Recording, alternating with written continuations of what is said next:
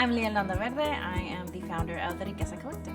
The hardest part about being an entrepreneur is that you wear multiple hats. You have to do multiple things. When I'm doing administrative tasks, I have to stop the fun stuff because I really have to get down to the nitty-gritty with emails, contracts, invoices, you name it. Having an artificial agent in QuickBooks not only would save me time, but also increase efficiency for my business. Cash flow?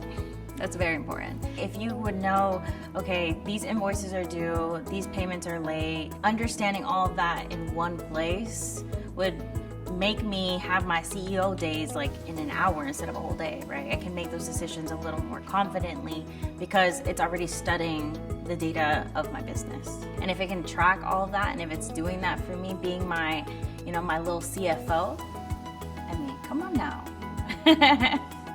Human power plus artificial intelligence just equals this amazing solution for any type of business. And so for me, I definitely believe that having artificial intelligence and then having that human there to study it and actually make those decisions, right? Because AI is going to tell you, it's going to help you and recommend, but it's not going to make the decision because at the end of the day, you're the business owner.